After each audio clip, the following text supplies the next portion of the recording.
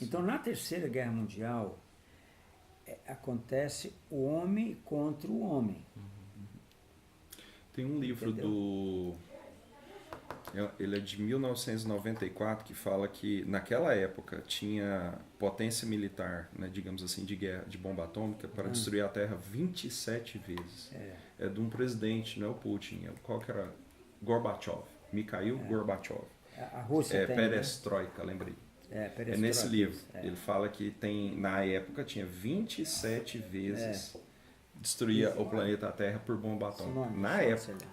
Perestroika. Então, veja bem. Será guerra mesmo, guerra total. E nessa época, no começo, quando a igreja sobe, acontece a segunda fase da profecia de Joel. De Joel 2. Joel 2, entendeu? Porque se você ler Joel 2, você vai ver que o que Pedro cita de Joel 2 no Pentecoste... É só a primeira parte, é verdade. Não aconteceu tudo em Pentecostes. Sonhos, é verdade. Então, mas vai acontecer agora. Então vai ter o maior avivamento da história. Por isso os pós-milenistas estão confundindo isso. Eles estão dizendo que esse avivamento é agora. E não é. Agora é o avivamento da chuva serôdia. Agora é o que Paulo fala aqui, ó. Isso não acontecerá sem que primeiro venha a apostasia e seja revelado o homem da iniquidade. Agora é o tempo da apostasia. O homem da iniquidade não foi revelado ainda. Agora é o tempo da apostasia. E essa apostasia vai... né? Então, o que estão ensinando sobre isso, o que acontece com essas igrejas? Essas igrejas, elas vão crescer muito, estão crescendo muito, tudo cheio, não falta gente. Né? Vai começar Aí começa, mesmo que no começo você é o pastor dessa igreja, mas daqui a pouco você começa, né?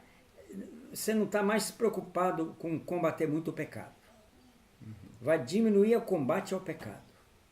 Esse é o caminho geral que acontece nessas igrejas. Diminui o combate ao pecado. Com isso,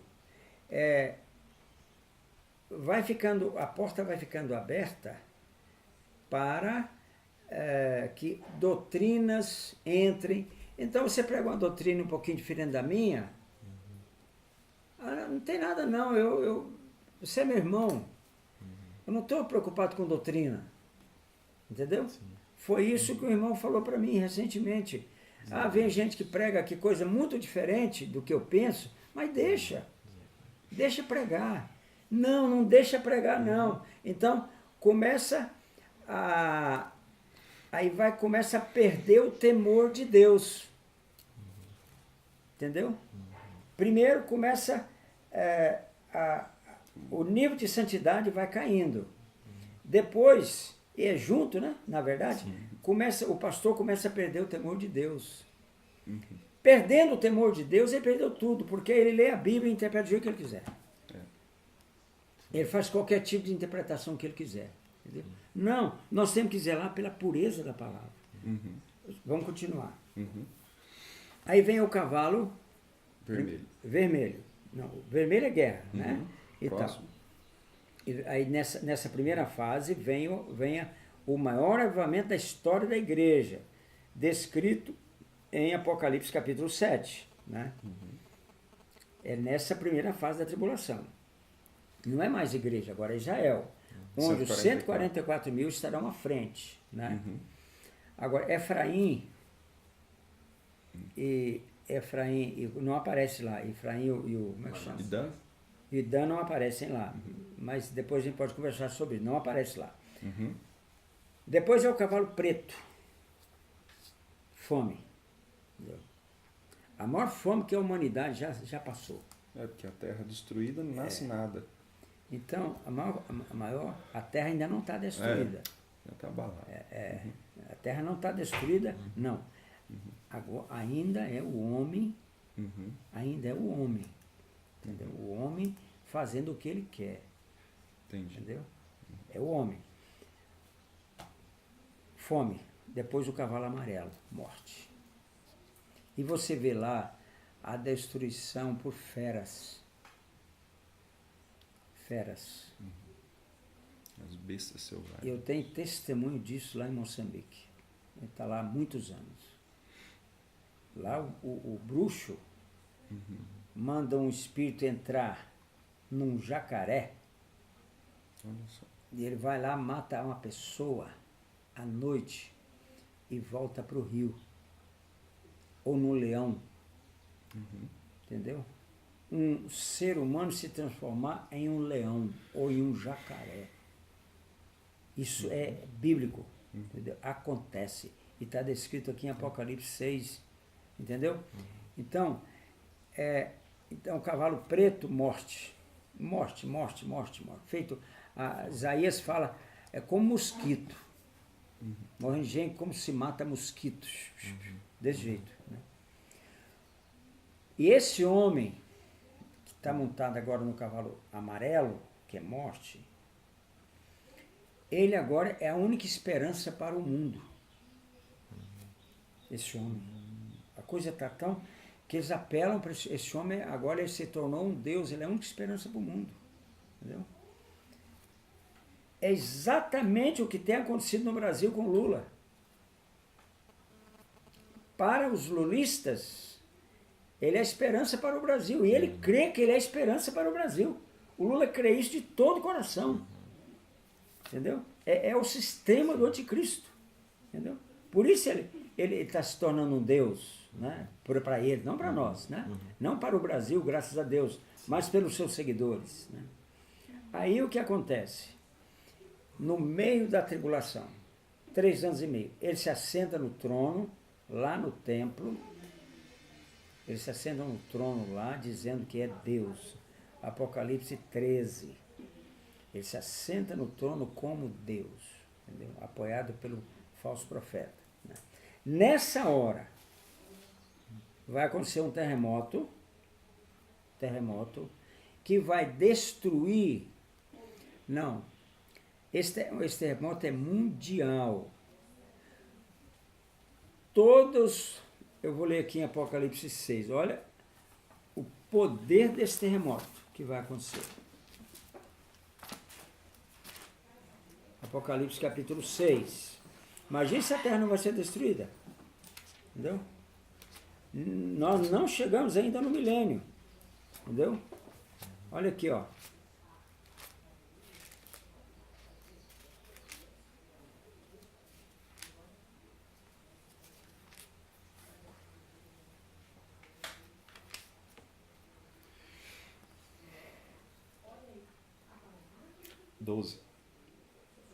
É no 12, né? É ver quando o cordeiro abriu o sexto, ele sobreviu grande terremoto. O sol se tornou negro como sangue, as estrelas caíram pela terra como figueira, tal, filhos verdes, o céu recolheu-se como um pergaminho.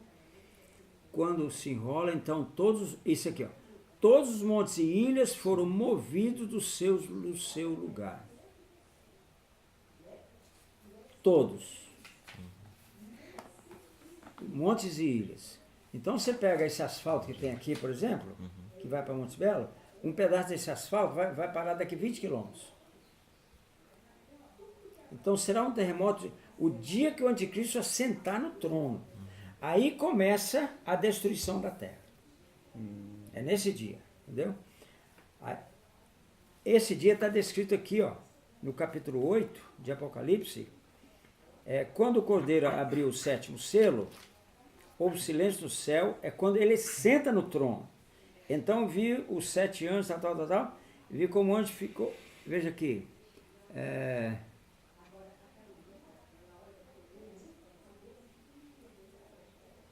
veio, não vou ler não, porque é longo trecho aqui. Versículo 7, do fogo.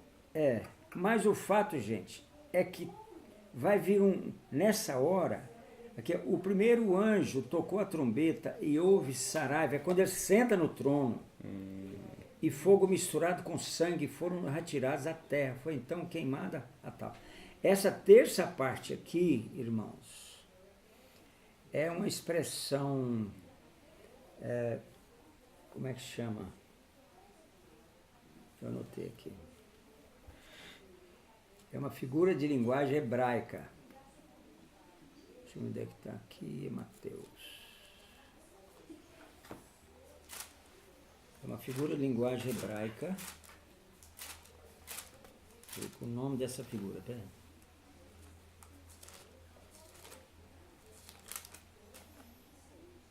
É uma sinédoque. É uma sinédoque. Porque muitos são chamados, mas poucos escolhidos. Está dizendo muitos, mas na verdade é uma sinédoque, quer dizer todos. Imagina, ele me chama, não chama você? Deus não é assim? Todos são chamados. 1/3. Quer dizer, toda a terra será queimada. Então aí começa a segunda parte do Apocalipse. 3 anos e meio. Agora sim, é Deus que assume o processo.